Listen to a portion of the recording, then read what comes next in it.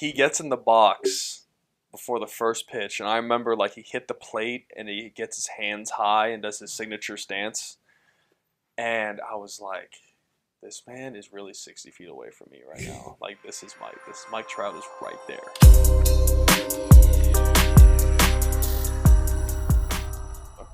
Welcome to the Baseball Development Show here in the Juice Box with Alan John Carter. How you doing, man?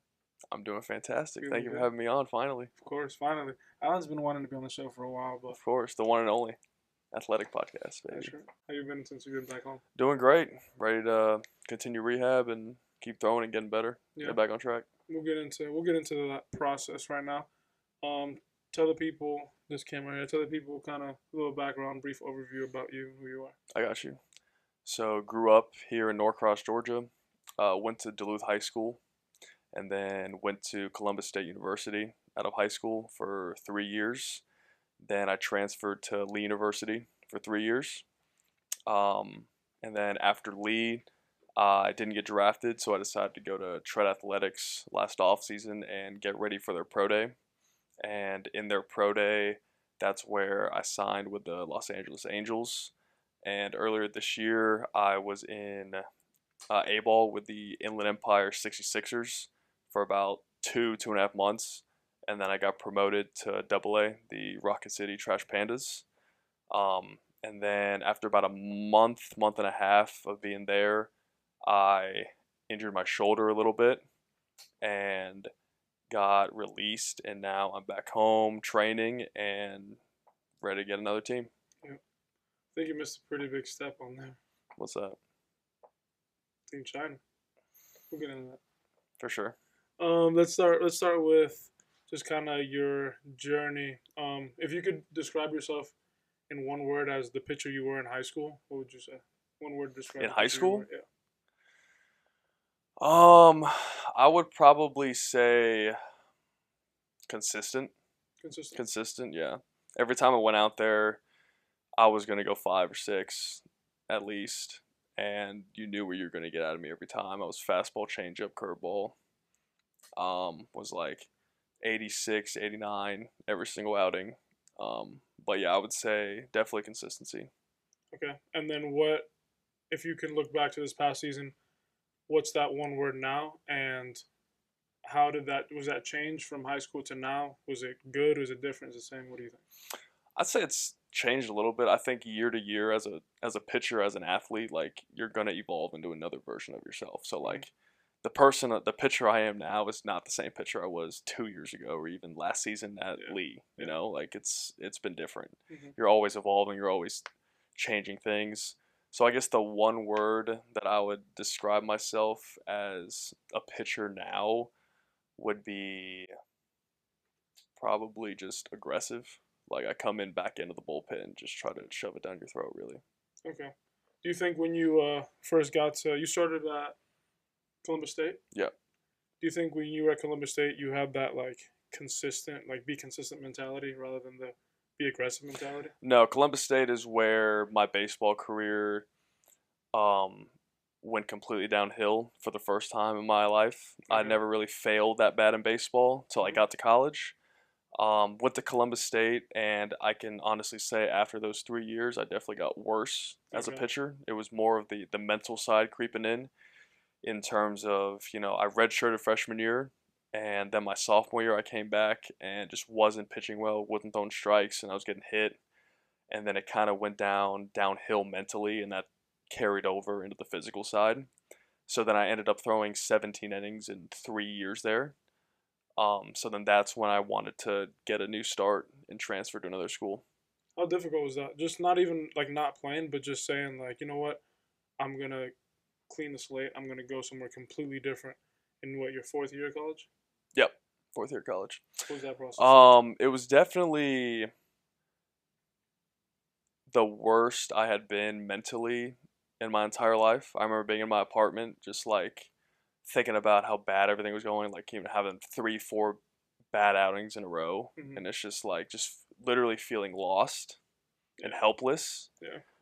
But I will say one thing I did learn from that experience was that I realized that because I had failed and fallen on my face so many times I could land on my passion for the game. Like I Yeah. could always rely on that. You know what I mean? Like it didn't matter how bad my outings were. I knew I could come home and like I was still gonna play the show. I was Yeah. still Yeah. gonna look up like drills to do to get better. Yeah. You know what I mean? It's Yeah. like it never killed the passion that I had for the game.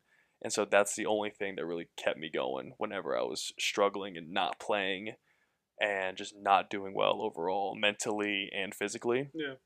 Um, and so I remember after spring of 2019, I had an exit meeting with my coach after the season, and he was like, "Look, like I know that you want to pitch. I know that you take this seriously, but I don't see it happening here." And I was like, in my head, I was like, "Well, I appreciate him being honest and Yeah. like Like tell me straight up. exactly." And he was like, "I want to help you find another school." So like, I'm very thankful that he was open about that, and honest with me Yeah. about that whole situation. Hmm. And so, when I went to Columbus State my freshman year, I mean, obviously, you think you're going to go to that school all 4 years, Yeah. graduate, have a Smooth great sailing. smooth sailing, have a Never great happens time, like that. and then it just like within 24, 48 hours, it went from okay, I got this really good friend group here. I've been here for 3 years, Yeah.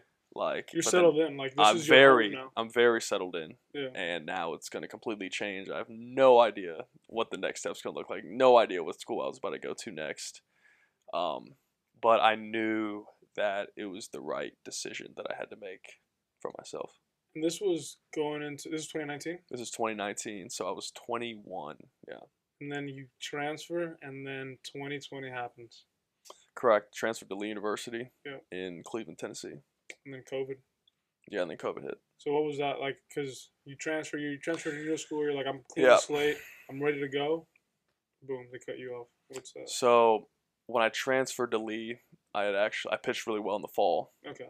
and I was the Sunday starter. Okay. So I started about 4 or 5 games that spring, and was doing pretty well.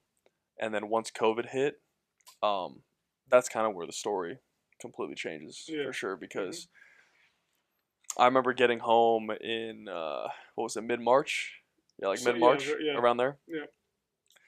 Got home in mid March, and I just remember like having a really honest conversation with myself about where I was at in my career. Because I was at the time 22. That season, I would sit 88, 91. I topped 93 one time, but I was consistently 88, Hmm. 91. And so I remember telling myself, I was like, I'm 22. I haven't had any attention from any professional teams whatsoever. Um, I've just got to throw harder. I got to get better. Like, if I want to play professionally, I got to do something about this. And so I pretty much made a promise to myself that I was going to go harder than I'd ever gone in my entire life to get to my ceiling. And I didn't know what it was, but I wanted to find out. I Yeah. was like, we're just going to go Balls hard to as the wall. balls to the wall, and let's see what happens. So for the next 5 months, I lifted 5 days a week at a gym down the street from here Yeah. by myself in there. Was lifting 5 days a week. Did an hour of mobility and then an hour lift every single time, and then drank a protein shake on the way home every single time. Timed it up so that when I got home, was eating a huge dinner as soon as I got back. Getting them. Play Warzone for like 3 or 4 hours. You remember those days during COVID with everybody. So grind Warzone for like 2 or 3 hours, and then sleep for about 10 or 11 hours because it was COVID. Yeah. Literally nothing else to do, and also I had to recover. So you So just I was straight sleeping. up Oh going my hard. god, I was eating a ton. I was sleeping 10 to 12 hours a day, and then just lifting very, very heavy, like 5 days a week. How much weight did you And gain? so over the course of those 5 or 6 months Hmm.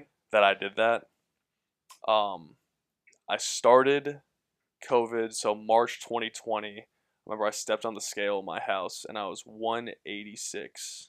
I was 186.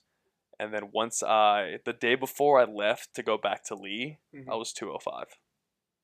20 pounds. Yeah. Did you know like when you were going back, or were you just like, I'm just gonna do this until they tell me to go back to school? That's exactly what it was. I'm just gonna And do then it. once we found out in like July that we were gonna go back to school, Hmm. then I kind of knew that I was gonna go back in September whenever it starts. Okay, so throughout this process, you didn't really have an idea of like, damn, I'm doing all this work, but like, am I actually getting better? Did you? Yeah, 100%. I remember going to a soccer field that's right next to my neighborhood, and whenever we couldn't throw or Yeah, something, I have to throw into the fence. And I remember telling myself, I was like, dude, I'm 200 pounds now, but like nothing feels different really. like you Like felt like you were throwing 80 I or can't, something I like felt that. like I was kind of throwing the exact same, and I was like, is this hard work even like paying off? Like, why am I even doing all Yeah, this for? You know what I mean? the Like, IDAR was my like throwing IDAR you was just off and like, shit. okay, maybe I'm up like 2 miles an hour right now, Like, yeah, that's 92, I but think. like not, yeah, but like nothing crazy. Okay, and then boom, first pen. So then I get back to Lee in the fall, and the first pen I sat 96, 97, and I hit 98.6 in that pen too. And all my teammates were like Hyped. behind me, like freaking out. We're surrounded on the Rapsodo. Yeah, And at the time, I had no idea like what they were freaking out about because I thought it was just gonna be like. Because remember, this whole time I had no idea like how much harder I was yeah. throwing, You just were like, just going I'm off putting in IDAR. work. I I'm feel putting in I'm work. bigger. Like, Exactly. And then when they told me after, I just couldn't believe them. I literally didn't believe them. Like what I did you thought, think when they were going crazy and you were throwing? Did you think like, was that 94? Like, yeah, you were yeah. I was like a three probably. It was like a three or four. And then they showed me, and it was yeah, 99. 8.6. What was a Can't nine? round up. Can't round up. Wasn't a nine. Wasn't a nine. And then what were you thinking? You were like, damn. And then that really showed me. That was like a really big moment that just showed me that like, and I really showed myself that if I have a goal of whatever it is, whether it's baseball or not in baseball, like if you just chip away every day and stay disciplined toward whatever goal that you set for yourself, that it is actually possible. Yeah. Well, It is. we talk about this all the time. How easy is it for somebody to just be like, in your situation, let's say, and they're in month 2 of the promise they made to themselves, and they're like, I don't really know when I'm gonna go back to school. Like, I don't know if this is really paying off. And just slowly just wean off of it, and like you don't fully buy in. And so you let the doubt creep That's in. up to the person then. It's like we all have a level of how much we want it. Hmm. And it really just comes down to that. Like I remember when I told you when I got back home in March and I kind of like made that promise to myself. I was like, I don't care about anything. I don't care about anyone, but literally getting bigger, throwing harder, getting better. It was the most locked in I've ever been in my life to do anything, getting to where you want to be. literally. And I was like, if I come out of this and I'm still throwing the same, fine. Like I did literally everything physically that I could during this Yeah. time to make myself better. But let's see what I've got. And so I wanted to max it out, and that's kind of what it led to over 5 months later. What doubts like really crept in during that time? Like in terms of just doubting yourself or like external like influences like other people? Um, there were definitely a few times that like during a lift, I wanted to skip a set. Um, that I wanted to skip a couple reps or not even go in because I'm just like, dude, Just tired this as is fuck. like 2.5 months in, and it's like a Tuesday. Yeah. You know what I mean? Like, Like, oh, what would what? a day off Yeah, do? what's a Like, day we'll be off alright. gonna do? But honestly, at that point, after going to the gym consistently for like a month and a half, it kind of like became a habit where like my brain was like, if you don't go today, like I would feel so terrible about myself. That there were some days I don't even remember driving to the gym.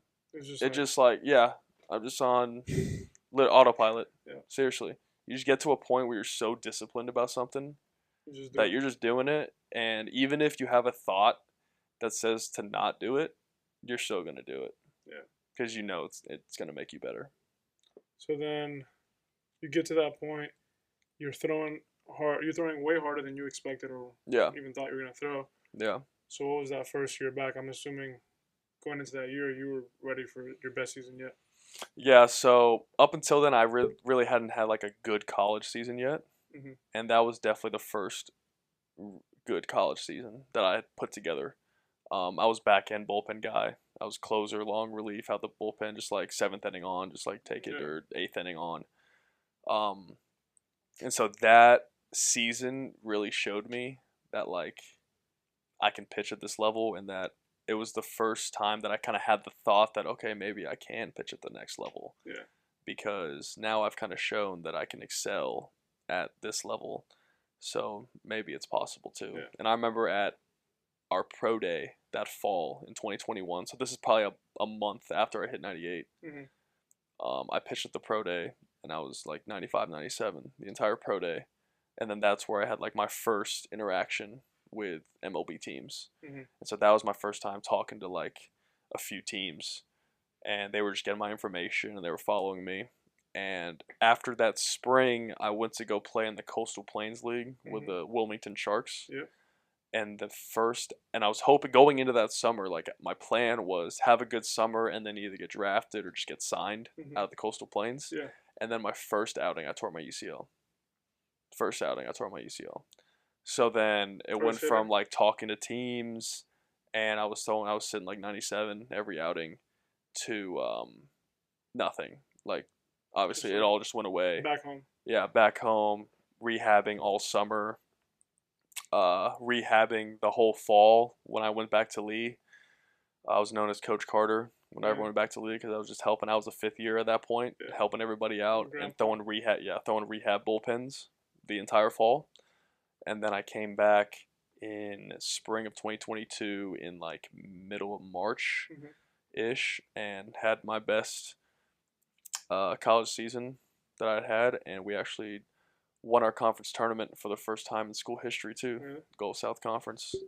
Got the ring. Yep.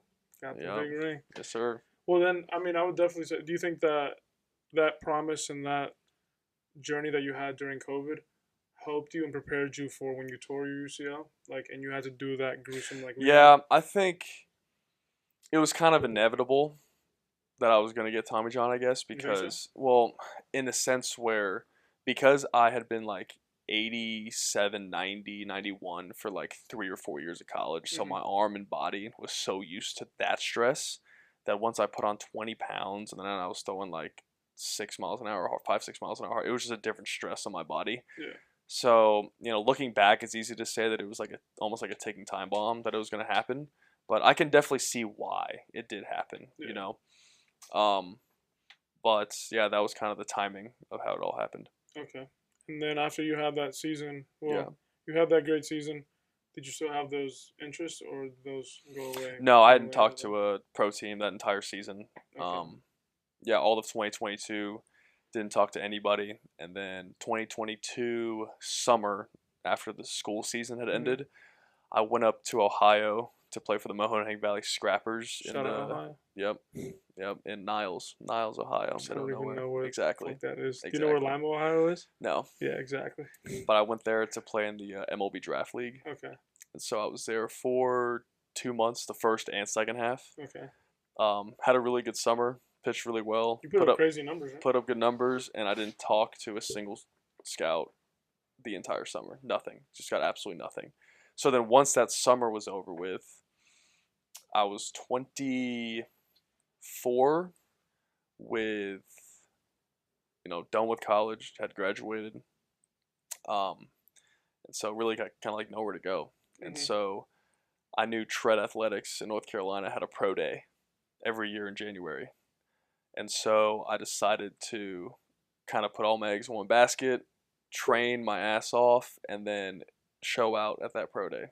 Yeah. And so that pro day was late January, Okay. and through with that pro day, and that's where the Angels saw me. How'd the pro day go? In terms of, obviously it went well, but like, what was the process of like leading up in terms of like your personal motivation? Like, were you?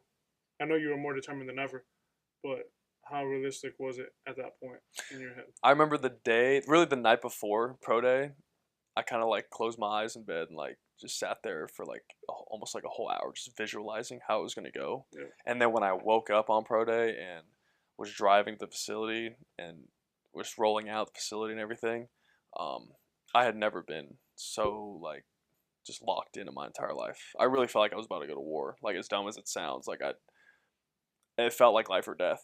Yeah. It really felt like life or death. I was like, if I don't throw well, like this might be my last time I ever play because I'm not sure what any ball team I was going to go to at the time Hmm. too. But like obviously I wanted to play affiliate. Yeah, of course. Um, and so I remember that day like just waking up, driving to the field. driving to the facility and rolling out and everything. I was just like so locked in. There was just like another part of my mental that I tapped into that day that I've never tapped into before. Like it was almost like a big playoff game. Like Yeah, when like you this just was it like for you. yeah. When you're just like okay, I gotta go. I gotta empty the tank. Absolutely empty the tank. Everything I've got. And Yeah, so that's what I did. I got up there and I remember it was a mix of like adrenaline and just feeling the presence of like 30 plus scouts sitting right behind me watching me pitch yeah, that like my brain was telling my body I have to do I'm going to walk out of here with a contract. Like I'm just going to do it. yeah. And so like I remember every bullpen at Tread that I was throwing in October, November, just like leading up to the pro day, like my average velocity in the bullpen would be like 92 probably, like 92, 93 on a good day. And then pro day I averaged 96. So it was just like something mentally. It just shows you that like When you lock in, when you really want something and you really want to get something, you're going to find a way. and You're going to find a way. this was this past January, January January 25th. 2023. Yep. So it really took about 3 years, a little bit less than 3 years from like that work that you put in COVID, like in that COVID time, to really really pay off. Because sure, it paid off when you saw it in the bullpen when you first got back to school, but it wasn't until this point where you really like signed a contract and you're like, I'm going to the next level. Correct. So after you threw that pro day and you had some interest, like what was kind of like that signing process like? They had really reached out to me within like 24 hours of me throwing the bullpen. Who had The Angels. Angels? Yeah, they called me Okay. and just kind of told me that the offer that they wanted for me, and they were just telling me what they saw in me and what they liked, and then was asking me if I had any questions, and then offered me the contract. So that's kind of how that whole process went. I remember that. That was Dude, that's that was hype. That was so I mean, hype. dude, it's what we worked for decades Literally. for that moment. Like I remember you being in here and we were talking about. You were like, bro, like I don't know what I'm gonna do. Like if I don't get signed, like I have to sign. I'm like, all right, Exactly. can do it. Exactly. And that's really where it got crazy. It's crazy. Oh, it got even better. Not even like okay, so you signed with the Yeah. Angels, and then what happened? I'm gonna let you tell it. So 2 days later, 2 days later. Two So days. I am still like obviously on this high of like Euphoria. I Yeah. just yeah, you literally euphoria that I've signed a professional contract to play baseball. My dream, my lifelong dream had finally come true. And then 2 days later, I wake up to a phone call from a random number and I'm like, who in the hell could this actually be? Like just no idea. It's just a Yeah. random number. So I pick up and the guy goes, "Hey, is this Alan Carter?" I was like, "Yeah, who's this?" He goes, "Oh, this is Ray Chang with Team China. How are you doing today?" And I immediately like got up and started walking around because I knew he doesn't work for the Angels, and I knew that he had played for Team China every single WBC that's ever happened because I've watched him growing up, like ever since middle school, watching Team China in the WBC. Like I knew who he was, and so when he said his name, I immediately was thinking to myself, I was like, there's no way he is about to offer me a spot to play in the World Baseball Classic for Team Bro. China. And then he goes, I wanted to extend an offer out to you to see if you'd like to play for Team China in the World Baseball Classic next month in Tokyo. When he said that to me, like, I really like couldn't believe it. I was like, "There's no like this has to be a prank call. You thought you were dreaming. This Like, has to be a prank call. Like I just got signed by the Angels, and then within 48 hours, Team China calls me to pitch in the World Baseball Classic against Japan, Australia, Czech, that whole pool Yeah, in Tokyo, in Tokyo. in Tokyo, and so I was just beyond excited. And actually, at the time, my mom was in China because to make this story even crazier, my grandfather passed away that week also. He passed away the day before I pitched in the pro day. Really? the day before. And so my mom was over in China to go to his funeral. Damn. And so my mom was going through like a whole roller coaster of emotions, obviously, Yeah, of because course. she sacrificed everything for me to even be in this position too. And then I tell her that, hey mom, I just signed with the Angels. I just told her that too. Yeah, You exactly. know what I mean? Yeah, And then 2 days later, I'm saying, hey mom, I'm representing China at a global, tournament. yeah. And so she was beyond happy, obviously, and like couldn't believe it and was asking me a million questions about it. And so, yeah, 2 days after I had signed with the Angels, I got that call from Team China to go play for them. And obviously, I told Ray, I was like, yes, well, Like, I would yes. please, like that would be. I will go right I will. now.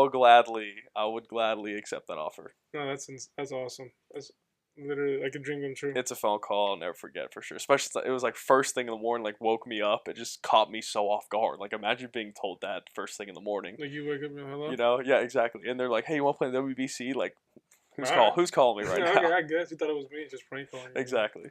And that was something that you had thought about before because you were eligible because of your mom to represent Team China. Yeah, I remember being in class at Columbus State. I think in 2017 because the WBC that year, and I just Googled the requirements to play in, and I was like, let's just see. In class. Might as well. I was bored. I was like, Star student. I was like, pretty much. Graduated like 3.5 star student. Fuck, my bad. Um, and so I looked up the qualifications, and I Yeah. remember one of them said one of your parents has to be born in that native country, and my mom was born and raised in China. So I was like, I read that, and I was like, technically, that works. Yeah. Technically, I could do it. I don't know how I was gonna do it. I don't know how I was gonna get on the team. Yeah. But seeing that kind of planted that idea in my mind that like maybe that's something I could do somewhere in the future. But that's kind of where it all started too. Yeah. Okay, so then you get the call, and how soon after that did you actually head out for Japan? I headed out to Japan like middle of February, Okay. late February. Okay. So probably a month after I got that phone call. Okay. I was in Charlotte, North Carolina for a couple more weeks, Mhm. and then I went home back here for a couple more weeks just to get my stuff and kind of settle in, and then packed up and went to two other cities in Japan, Miyazaki, and I forgot the name of the other city. But we went to those two cities to play local. They're called company teams, but they're essentially like independent ball teams. Okay. And so we went to go play against those teams just to get our feet wet and like Yeah. Like warm up bond as games. yeah Pretty bond much as just a, bond as a team, figure out who our starters are going to be, just go out and play, right? So we did that for about 2 to 3 weeks, and then we went to Tokyo a week before the WBC, and Okay. we stayed at this place called the New Ohtani. The new Ohtani. Yeah, it was a 5-star hotel in Tokyo. Like named after Ohtani. That's what I thought too, but I looked it up. It was another Ohtani. It was spelled differently. No, when I first heard it, I was like, "Are you kidding me? Nah, Like, of we're even course. staying at this man's hotel. Like, what are? Like, The I get Ohtani, it. I bro. get it. He's the goat, but damn, like, but Did no, it you was another Ohtani. you thought you were gonna pitch against him? Yeah. So whenever I found out that I was going to play for them, Yeah. and found out that we were gonna play Japan, game one, my coach at Tread and we started master planning all these pitch sequences that we were gonna. We were like, dude, cutters up, fastballs up and in, splitters, and then splitter him to death, low and away. Like, Yeah. see what we're gonna do. And so I had kind of developed a whole game. I went through their whole lineup and like developed a game plan for myself that what I was gonna do if I was gonna pitch against them. You had him in the on lock. Tokyo, You had him done. You had him cooked. Ohtani. 100%. He was fried. But then my coach was holding me back for Team Mm. China. His name's Dean Trainer. He coached in the big leagues for a long Okay. time too, and he actually managed Ray in the minors. So that's why Ray brought him on Okay. to coach okay, us for Team China. And he was a great manager. Loved the guy. But he told me within the first week that I got there, he was like, I want you to pitch against, I'd like for you to pitch against Japan, but we want to save you for the Czech Republic game. Mm-hmm. And then also the Korea game, the last game that we're going to play. Because those were super important for qualifying for the next round. Yeah, yeah, because you have to win at least one game in the pool to qualify for the next WBC. Oh, okay. Yeah, so he was like, we want to use you against Czech Republic because we think that's the game that we can get. So I was like, okay, sounds good. And then game 1 against Japan in the Tokyo Dome. Insane. 50,000 people. Ohtani's pitching against us. I am in the dugout watching this man do his whole plyo routine, like just taking notes in my head, essentially. And then watching him get on the mound and throw 88 mile-an-hour sweepers that were moving 45 inches, and just sitting 99-101 with ease, and just like acting like he's playing wiffle ball in the backyard. Like that's how he carried himself out there when he was in front of his home country, where there's literally a section for him at right field where they were waving these flags that were probably 40 feet long. And one thing that I'll never forget about that game was, obviously the atmosphere was electric, but baseball in Asia is slightly different. You know, when you go there, it's almost like a party. You know, like you go to a Braves game and everyone's silent the whole time just watching. But in Japan, whenever their team is hitting, they have every single chant unified chanting. 50,000 people. Yeah. And it's electric. It's electric. And then whenever they're in the field, then it's complete silent. Yeah. It's like this. In the Tokyo Dome. That's what it sounded like. I swear to God. Really? You could hear the catcher's glove pop, like. Well, it breathes life into like the. I feel like there's something here. If you go to a game here, like you were saying, they try to breathe life into us. Like they hit a bomb. Acuna hits a bomb, everybody goes crazy. Like it really should be the other way around, where it's like we're fucking trying to get them hype. We're trying to get them going. And that's exactly what they do. I mean, every single pitch that we were throwing against them when they were hitting, just unified chant from 50,000 people, and we're in a dome too, so that made it that much louder. So that is definitely like. It felt like a World Series atmosphere. That was a crazy. And I wanted to throw like an inning at least. You know what I mean? I just wanted to get out there. Yeah. So badly. And, you know, it would have been cool because Lars Nootbaar was on the team. I wanted to face him. Murakami. He hit like 55 home runs in Japan last year as like a 19-year-old. He's on that team. Yoshida from the Red Sox obviously is on that team. And then obviously I wanted to see what I could do against Ohtani. But I guess we'll have to wait until the next WBC to find out. Yep. And so that was game 1. Okay. And then the game that I got to pitch in first was against Czech Republic. Okay. We were down, I think 3-0 or 4-0 in like the 5th or 6th inning, and we just wanted to hold them there. So my coach put me in for, I think I went 3 innings. Didn't give up an earned run and punched out 4, I think. But like, it was another example of like being beyond locked in mentally. Like how I was at that pro day at Tread, that is exactly how I felt mentally on the mound in Tokyo. Because it's just like the mound was so pristine. Like you felt like a big leaguer. That was your first taste of professional baseball, was it not? Pretty much. Yeah. Yeah, pretty much. And so being in, I'd never pitched in like a stadium. Yeah. Like that. You know what I mean? Like, never pitched in a stadium, and I think there was like 15,000 people there. So like, it was a different feeling when you were out there on the mound, because you could feel the people. You could just feel the people in the stands, just the atmosphere, and it was something I'd never experienced. So that feeling of that atmosphere just like really made me lock in. Yeah. And so I was just dialed in, like blacked out probably half the time, but I was just extremely pumped up and was just trying to throw as hard as I could. Just trying to throw as hard as I could. Is that the entire wave time. Game? That's what I'm calling it, the wave game. The wave game. Is that the wave game? Yeah, that just came out of nowhere. I've never done that. I'll throw the video in right here so you guys can see it. Carter let us know that. Yep. Watch his reaction here. It would go away. I've never done that in my entire life. My entire life. I was just, it's one of those things when you're not there mentally, like when you're just so immersed in the moment Yeah. and nothing else is going on but just right now, then stuff like that happens, you know? And I was just like, I was just out there competing my ass off, honestly, and it just came out. Yeah. That dog. Came out. That dog came out. Yep. Without, yeah, I was gonna say like that. Did you get to pitch in the next game after that, or in the Korea Yeah, game? and then the last game that we got to play was against Team Korea. Mhm. And it was my first time facing a current big leaguer.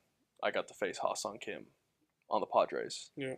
And I got him to pop out to right field on a slider. I'll never forget because I Mid remember contact, he hit it. yeah. He hit it, and I was like, "Let's go!" Like, and then I looked up, and it, like my right fielder was coming in. I was like, "Oh my god, he's out!" Like, I got him. You feel me? Like, and then also actually, Czech Republic had a former big leaguer, Really, who? Eric Sogard. Really? Wore glasses. Yeah, A's legend. Yeah, I know he was. You know what I'm saying? He's second baseman. I didn't know he was on. Yep. the team. He was, I think, a 3-hole. 2 or 3-hole, I think, for Czech Republic. That's Yeah. sick. Can you just tell, like, can you tell the difference when you're, like, facing them? Like, Ha-Sung King, for example. Like, when he's in the box, you could just, by his presence, by the way he takes pitches, by Nah. the way he swings. Couldn't tell. I was so worried about executing my plan, really, that I wasn't really, like, concerned about them, to be honest with Like, you. no matter who's in the box, I'm going to Literally. execute these pitches. I was executing my process and just doing that over and over and over because it doesn't matter who's in the box. It doesn't Would you matter have felt where that way you're if Ohtani pitching. was in the box? It would have been, I would have seen him dig in. I would have been like, oh my God, okay. And then I would have gone through my process, which my first step in my process is like focus on my breath. Because when I focus on my breath, it clears my mind and I'm not thinking anymore. So then when I'm not thinking anymore, it just it puts me in a better position to execute the pitch that I'm about to make right now. And it's way easier said than done, obviously, 100%. especially if I got to pitch in the Tokyo Dome with 50,000 people and Ohtani's in the box. But like that's what I would have stuck to. That's what I would have tried to do to calm me down and to try to execute a pitch against him. Yeah. But yeah, to answer your question, I mean, kind of, sort of, but at the end of the day, they're all just guys like us. Mm-hmm. They're all just guys like us. They're just more consistent. If only you had an experience where you faced one of the GOATs. We'll get to. I hope you guys are still tuned in because we'll get to that in a sec. Oh my gosh. Okay, so boom. First professional experience, World Baseball Classic, no big deal, happens to everybody.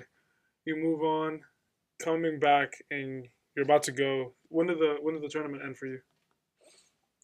Good question. I mean, probably mid-March is when it ended, or So- when we were done. Guys were already back. Like guys were in your organization. Spring training had started for 2 weeks. Okay. So Spring training started for 2 weeks. So I went directly from Tokyo to Tempe, Arizona, and I joined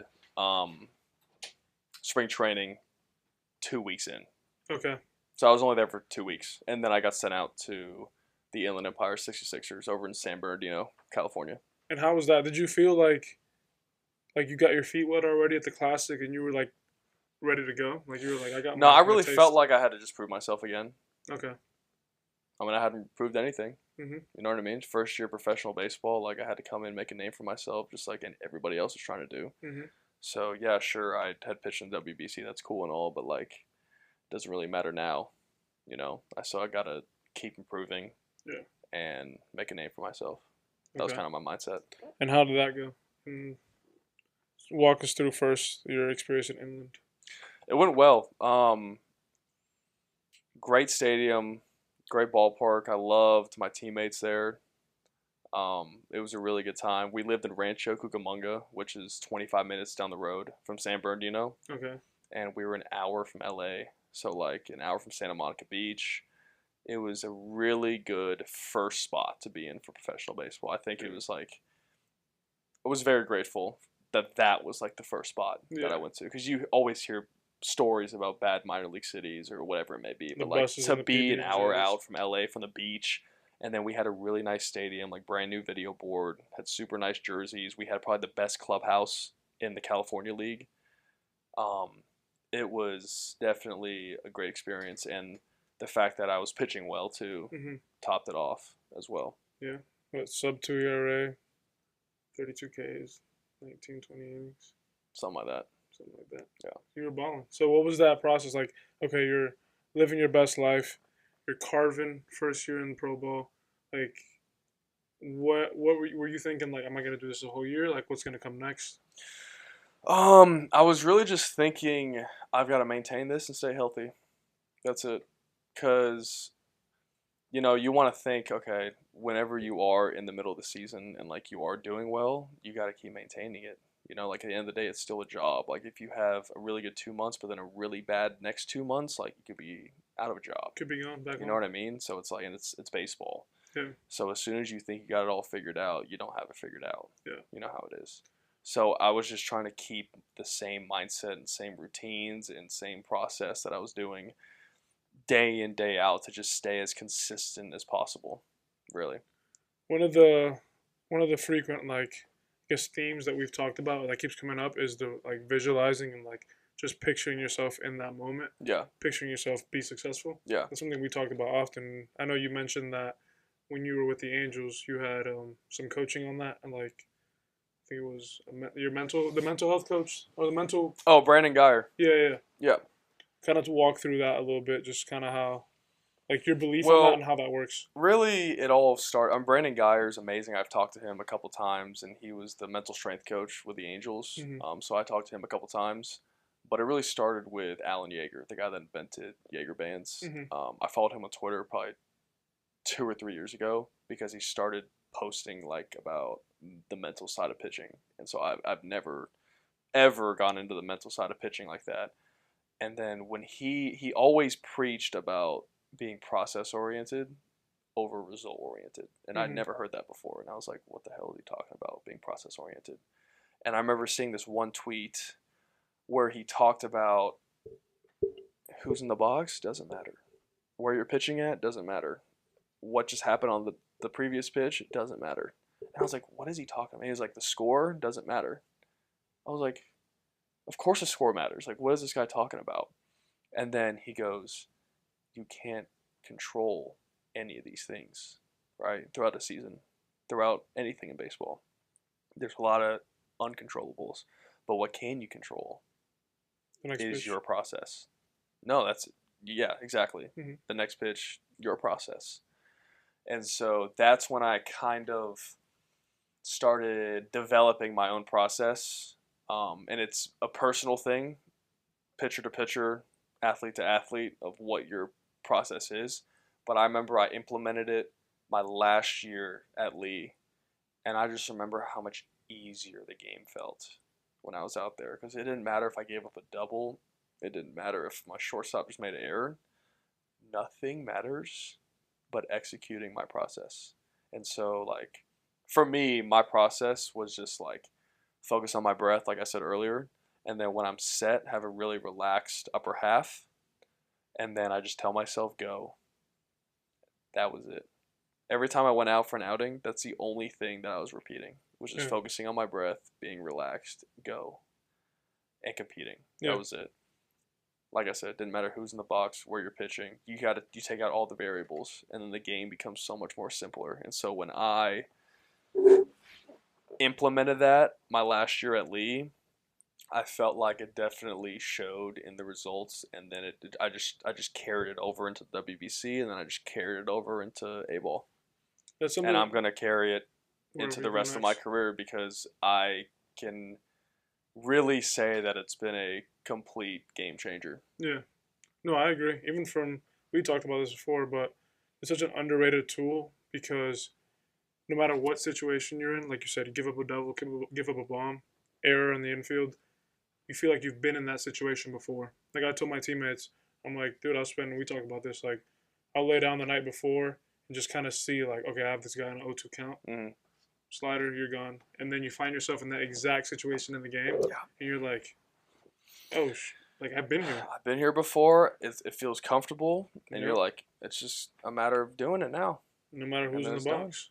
It's a really powerful tool that I think would help any baseball player out there I for agree. sure. It's easier said than done, but like if you practice it over enough times, you'll see how much easier and simpler it really makes the game. And then not even baseball. Like if you just in anything you do, if you have a job interview, Yep. sit there, visualize like I'm gonna get this done. I'm Yep. gonna answer these questions. I know what I'm doing. I've been here Exactly. before. Exactly. Because in the middle of a game too, like it's inevitable that shit's gonna happen, I know. right? And then when shit does happen, where does your mind go? Because for me, I remember making a start at Lee, and I gave up a 3 spot in the first inning, and I remember backing up home plate and thinking to myself, "Oh my God, my ERA is now this. I gotta pitch this many innings to get it back down to this. Blah blah blah blah blah." Right? But that is the last thing you got to be thinking when you're out there, right? But I had no idea about the whole process then, Yeah. right? So then whenever your mind goes this way, that way, with different thoughts about whatever it may be, what's your anchor that you can just go back to? Process. Exactly. It's funny because we talked about this, but I told you like I know. I can't believe it. I don't know how you do it. I mean, dude, I would literally. everyone's different, so I guess it works for you. No, but in the end, couldn't be I me. guess it was right because, like, my best game that I had. So just for context, I would like check my stats like Before the game. I'll during the game. Like I'll be pitching during the game. I'll pitch and I'll come in. I'll be like, damn, how many Ks was that? I'm like, what's my K per nine? Oh hell and no! I'll just be chilling. And for me, like, it doesn't Hell affect no. how I go out. But I did see that, like, when you go out and I just don't give a fuck anymore. Because I had a shitty game. Yeah. And I was like, bro, screw it. My next game, I'm just gonna just do whatever. Yeah. And that was the best game I had the entire season. Exactly. My last season at Lee, I didn't check my stats the entire season until we got eliminated in the regionals. Yeah. Not one time. Didn't look at them. It doesn't matter. You can't control it. Yeah. So why even look at them? Why even get in your head about it? And Because I did it this they're season too. they're I so didn't check good. my stats from this season with Inland Empire Yeah. or Rocket City until I was back home. Didn't check. Not one time. It's just confidence booster. If they're so good, you're like, damn. Like, I did that. But then that's when baseball kicks you in the nuts. Yeah, no. So That's fun, when you get the have fun reality doing check. that. Have fun doing That's that when you for the get rest of your reality career. check. Good luck. Okay. Speaking of no matter who's in the box. So you're in Inland Empire Yeah. in California living Yep. your best life. Oh yeah. And then just a random day you're waking up. Just another day. Just another day. It was an off day. It was a Monday. Yep. Really? Off day, chilling at home. I actually got a DM from these 2 guys, high school kids that wanted to do a podcast with me. And so I was like, sure, let's do it on my off day on Monday, like this time. And so I was sitting on my porch doing the podcast with them, and then I look at my phone and my coach is calling me. And I was like, I know I didn't do anything bad, so like maybe I got called up. I don't know. But I didn't want to ruin the podcast to have them like edit, I guess, or anything. So Yeah. I didn't pick up the phone. You just dubbed your coach. I just saw it and I was like, I'll call him back after, because the podcast was almost over too. Yeah. Probably like 10 more minutes of the podcast. Okay. And so finished the podcast and I told them, I was like, hey guys, my coach just called me, so maybe I got called up. I don't know what it's gonna be about, right? And they're like, okay, like let me know. Call my coach. He goes, hey Alan, I know it's I would normally tell you this in person, but since it's an off day, I gotta tell you over the phone. But the Angels want you to go to Angel Stadium tomorrow to throw live BP to Mike Trout. And I just kind of sat there and like was looking out on my balcony like, what the hell did he just say? He just said Mike Trout. I'm gonna go in Angel Stadium. And he said me and one of my teammates, another reliever, we were both gonna go. And he goes, yeah, we're gonna coordinate with all the clubbies and get you an Uber out there, blah blah blah. So we're gonna be over there like 9 in the morning, like pretty early. Yeah. I was like, okay, sounds good, Dave. Thank you. Hung up and I literally just like couldn't stop smiling. I remember just staring out, just into the world, just like looking out, like how, like what, like. There's no way. He Literally, just said, like right now, you nothing to say. yeah, It's just like nothing to say. And then I think the first person I called was my dad, and I was like, "Hey, Dad, so I'm pitching on Mike Trout tomorrow. What do you And say? he just obviously just started freaking out. I was asking a billion questions. And I was like, how did that happen? What'd they say? Like, what time are you going to throw to him? All this other stuff. And so fast forward to the next day, we get in the Uber, going over there. We pull up to Angel Stadium. I've never been there before, but we drive at the front, and one of the clubbies picks us up, takes us on the cart into the locker room. So now, like, I'm in the Angels locker room. Yeah. And we're there at like 10 in the morning, so no players are there. They had a game that day? Yeah. Okay. Yeah. No players were there at the time. It's too early, right? Yeah. And so I'm just looking around a little bit, and I'm looking at Trout's locker. I'm looking at Ohtani's locker, and they both had 2 lockers. Just filled with stuff. Everybody else had 1. They both had 2 lockers. I don't know if I'm supposed to say that. Nah, you'll be alright. I don't know if I'm supposed to say that, but both had 2 lockers. And I was just like looking around at their weight room. Introduced myself to some of the coaches that were walking around. Yeah. But then I obviously just got changed, and because I went there to throw To work. Like, it's yeah, go still went time. there to work. Still went there to work, and so got changed. Walk out through the tunnel into the dugout, and I'm in Angel Stadium, like by myself essentially, and just like looking around and just taking it all in. Like I pretty much took like a lap around the outfield and just Yeah. like just taking it all in like I could. Mhm. And then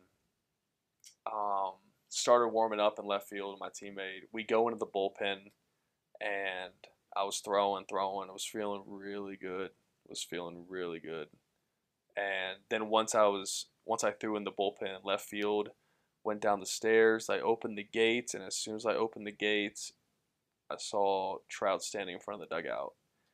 And at that moment, I was like, "Oh, it's real! Like It's go he's time. right! Like he's right there! Like he's right there!" Yeah.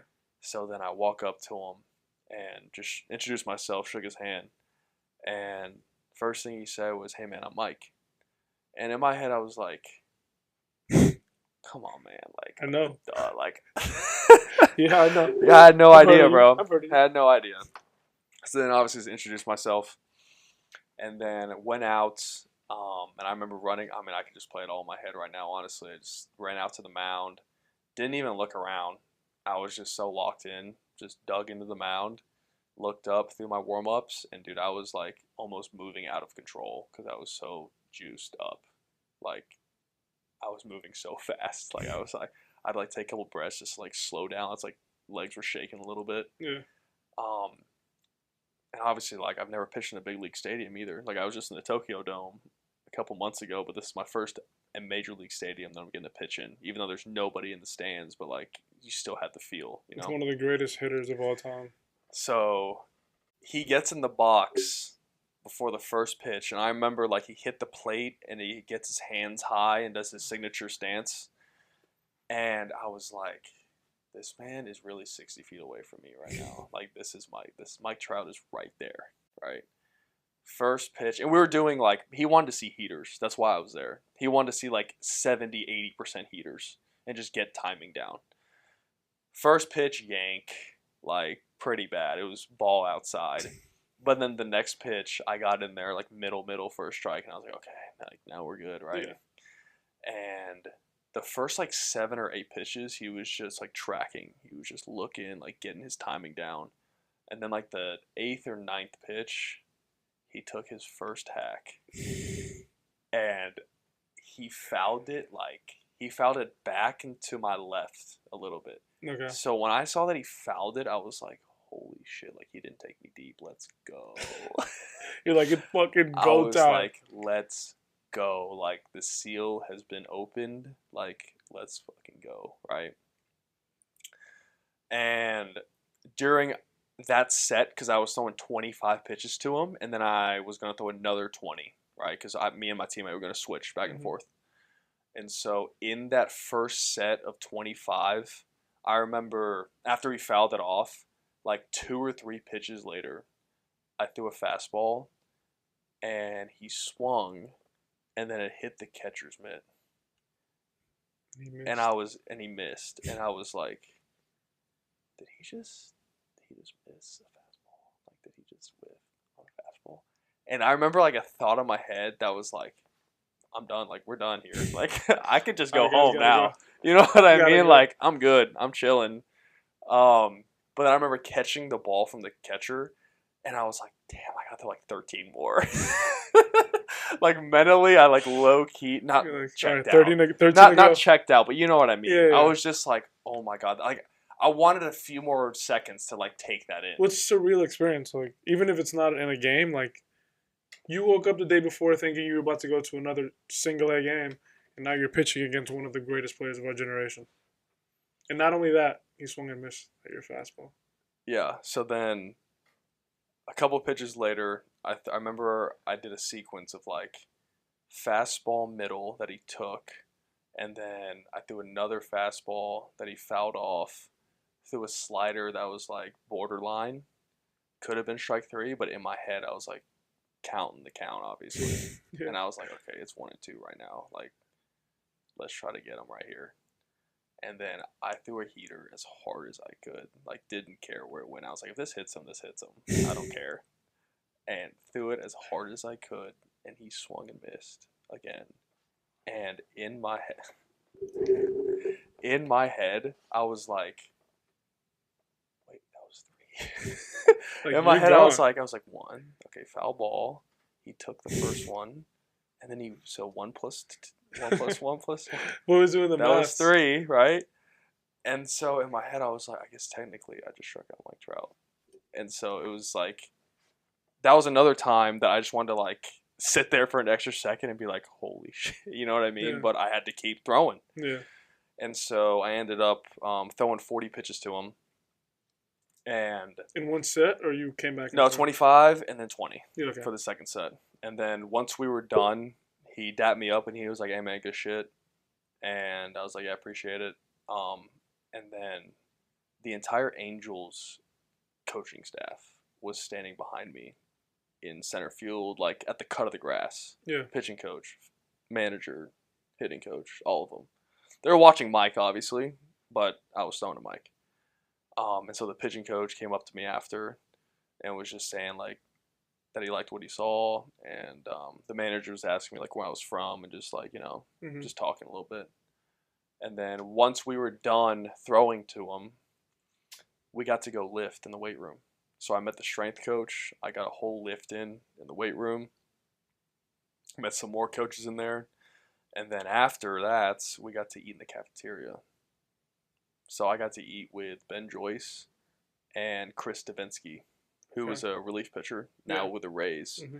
He was an all-star in 2017 with the Astros. He was like the 7th inning guy, I think, that year. And so I talked to them a little bit about everything that day, just about, you know, being a big leaguer, preparing, the mental side, just everything. Just talk to them. And once we had done eating, and obviously the food was amazing. I'll never forget. Yes. Like, it was buffet style. I mean, it's the big leagues. They got every drink you could ever think of. Like, as soon as you walk into the left side, they've got these packs of like 6 or 7 vitamins that they take every single day, and they just give it to them every day. Just take them. You know what I mean? It's just like everything was like you're treated right. Everything was obviously super big league. And so after we ate, my teammate and I, we were changing in the coach's locker room, because we weren't changing in the players' locker room. And by this time, guys were rolling in. So I saw Rendon walk in. I saw Reed Detmers walk in. Jared Walsh had just walked in too. And so yeah, anyways, I'm changing back into my clothes, and Mike walks in. And he goes, appreciate you fellas for coming out today. And then daps us up with a grand cash. Each? For each of us. What a guy. Thank you, Mike Trout. Yes, thank you, Mike. Because now Alan's going to buy me some shoes. No. No. But Mike was really a super stand-up guy. So he was like dude. You wouldn't even think he was Mike Trout. Hell no. He could come in here right now and just talk like one of us on this podcast. Seriously. Yeah. Great guy. Just all the way around, seriously. Yeah. It was really cool experience, and very grateful that I got to meet him. No, that's cool. You were a big leaguer for a day. That's what it felt like. Seriously. Yeah. And I knew. I was like, this opportunity doesn't happen. You know, it's not guaranteed to happen once a career, once a year, anything. There's no guarantees about this opportunity. Yeah. So I really tried to just like be so in every single moment that I was there. From the Yeah. time that I got to the locker room to the time that we were eating in there, I was just like looking around, like seeing exactly how everything was, because I knew that, you know, hopefully in a few years we'll be in a situation where that is the locker Right on. room. You know what I mean? But definitely in the moment, that was something that I will definitely never forget. I can replay that entire day in my head, from like that entire 4 hours, everything that I did from start to finish.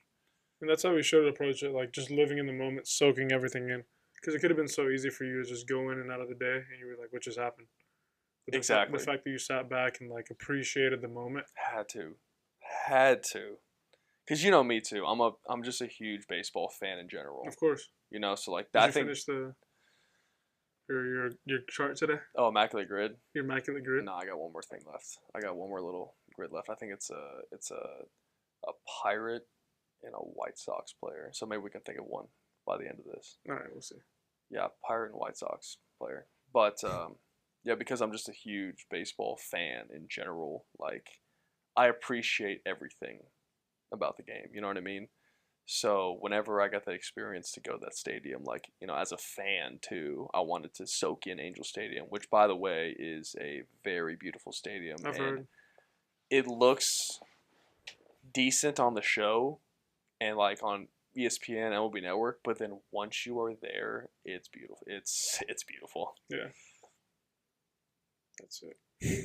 Dude, it's a day I for sure will never forget. And like I said, No, I can I see it can literally you replay it. playing it back in your head. Yeah, And, I like, could close thinking my about eyes it. and just reap from the time the Uber pulled up and like just seeing the front of the stadium with the pictures of Ohtani and Trout and like how the big helmets Yeah. are in front of the stadium, and then the clubby taking us from the players' parking lot into the players' locker room, Just everything and just about the being moment. like, dude, I'm in the big league locker room by myself too, and then going and seeing the stadium by myself, like nobody else really is there, Yeah. and just like being able to just walk around and everything. And I wanted to like, I thought about asking Trout for a picture or something, but it really just wouldn't. It wouldn't have been the right thing to do, so I didn't do it. Would have been a good look. Yeah, So, it just. Like, dude, I just struck you out. If you want a picture with me, like, I hate you. I hate you. I hate you. So at that point, I remember when you told me that, and I was like, dude, you're going to the big leagues like tomorrow. Like, No chance. going back to, so when you went back to Inland Empire. yeah. What was like? Were you just like, okay, that was it? Like, I'm just back here, or like, Literally, that's what it was. And then 2 weeks later, I got called up. yeah, I think, oh yeah, a week and a half, 2 weeks later, I got called up. I just pitched against the Fresno Grizzlies and had a good outing. But we had lost the game on a walk-off home run, so I was pissed because I pitched like the 9th and 10th inning, and then we had a guy come in throw the 11th, and he gave up the walk-off home run, and it was just a dog fight like the whole game. So I really wanted to win it, obviously. And then once we lost that game, I was like the first person in the locker room, and I was the first person in the shower because I was just heated. And I'm in the shower, soap on me, butt ass naked, and then I hear everyone clapping in the locker room. And I'm like, oh shit, like someone just got called up. Like, I gotta go out there. And then one of my boys, Starlin Gill, comes running into the shower and he said, Poppy, you just got called up to Rocket City? Rocket City. And I said, what? And like it echoed through the whole shower, so like everyone heard. Yeah. And I was the only one in the shower, bro. I was the only one. You were just naked. And so I walk out. Starlin. Yeah. You were butt naked. Starlin right there, Yes. calling you Poppy. Yes, essentially. And so I walk out of the shower, just towel around my waist. I still got soap on me, and everyone's clapping. Everyone's clapping, and my coach, was like, congratulations, you're going up to Rocket City. And I was like, what in the world. Like I was just shocked, and we had four other of my teammates also got called up too. And so everyone was clapping for all of us. They go to they went to Rockets. They went to Double A, Rocket City, or they went to high A. High A. Okay, Yeah, okay. they went to high A. And so everybody was clapping for all of us. I just got called up.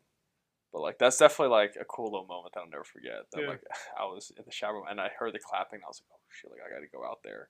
Someone just got called up, and then Starlin came running in. He was like, you just got called up. I was like, what? Like, Yeah. stop lying to me.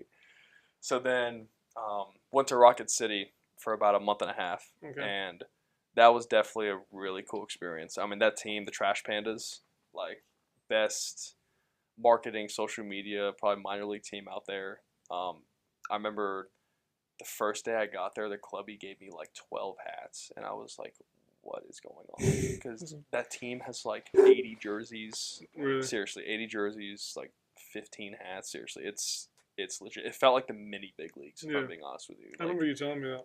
It was amazing. I mean, the kitchen's great, clubhouse, elite. Yeah. Like doesn't get any better. The Toyota Field was built like 3 years ago. Beautiful stadium, perfect grass.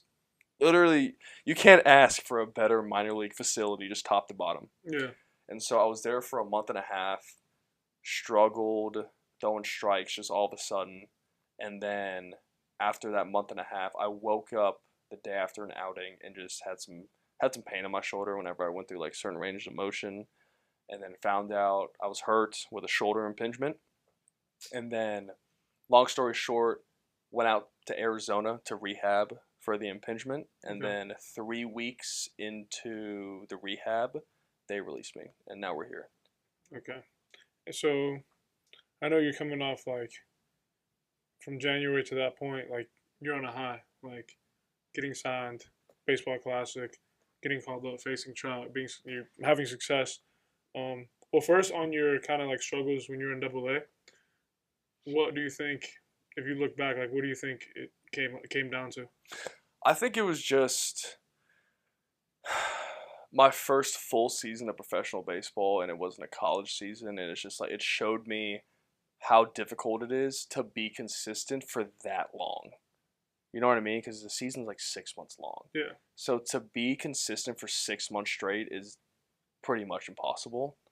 So it's really just like whenever you do start, it taught me that whenever you do start struggling, like you gotta be able to get back on track as quickly as possible. Like, yeah, okay, you can have one bad outing, that's going to happen, but like you can't let it snowball into 2, into 3. You gotta be able to know yourself and know your process well enough to get you back on track. You know what I Yeah. mean? So it doesn't snowball for a whole month. You Yeah. know, and that you're bad for 2 weeks, but like everyone's gonna be bad for 2 weeks.